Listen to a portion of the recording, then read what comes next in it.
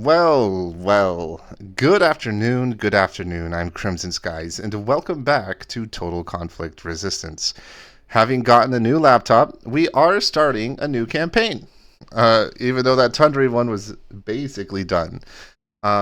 This time, we are playing as Malaga, and we will be playing with Fog of War on.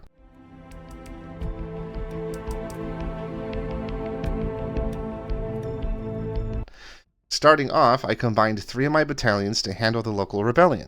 Looking at what they got, this should be an easy battle. I mean, I'm only seeing one dangerous vehicle, so let's get to it.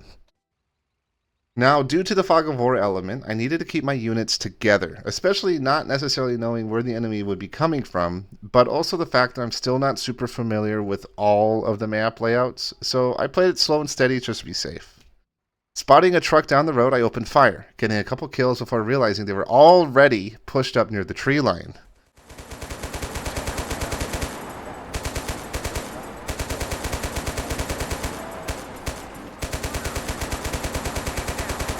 After that, though, getting my infantry up and shooting the gunner out of the one enemy armored car, I felt pretty comfortable with my right flank and started establishing my left.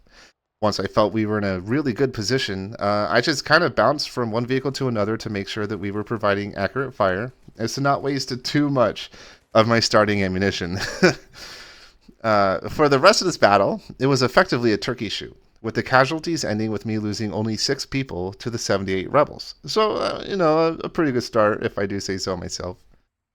After dealing with the rebels, I simply worked on building trade relations with other nations while getting food buildings built. So, like the bakeries, the fish canneries, stuff like that.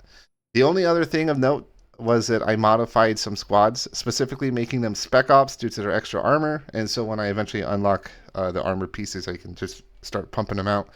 I made base infantry and motorized, which consists of a full stack of 10. Then made infantry fighting vehicles, or IFVs for short, and anti-air AA for short, just for the early game. But these were classified as armored, so the groups only consist of 2 people, because we're still in the early game, so I got to be really cautious with my reservists.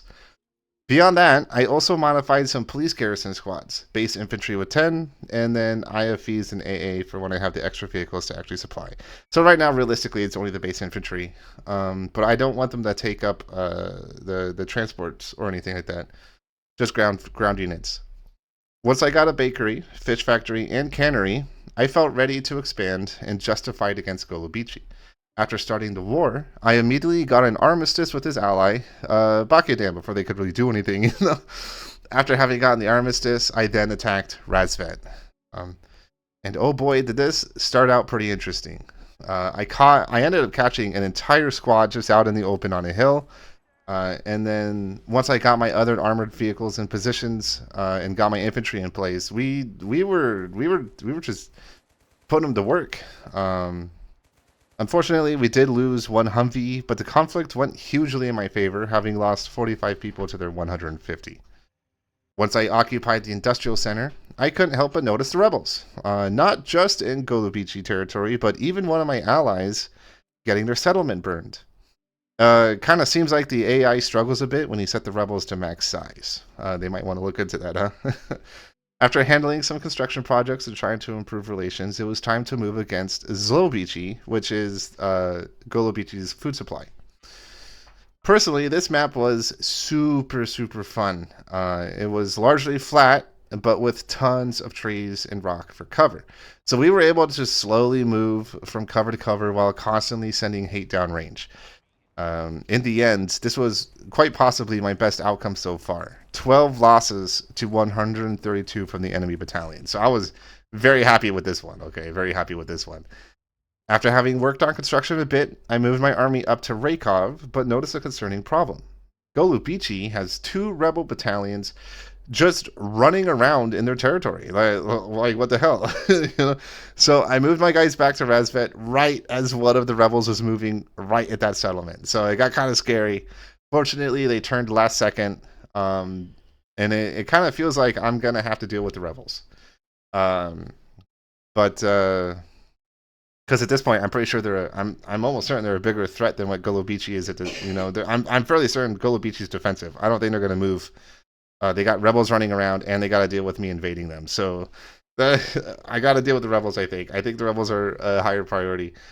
Um, but I will deal with that on the next video, on my next play session. So that's kind of it for now. Thanks for watching. And just so you guys know, I will be posting all of the battles separately.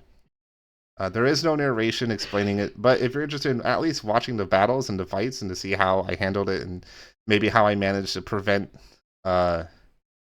like a ton of injuries, you can watch how I play. It's very defensive. You'll notice that kind of right away. My infantry protects my armored cars, and my armored cars basically do all of the work. But yeah, it's still super early on. It's still like only 2023 in the game, so it's very early in the tech tree.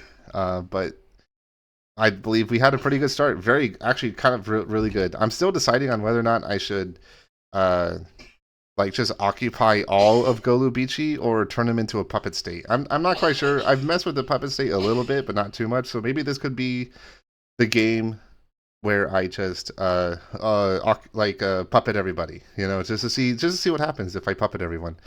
But anyways, that's it. That's it for me. So I'll see you guys next time. Thank you for watching, and peace. Okay, peace.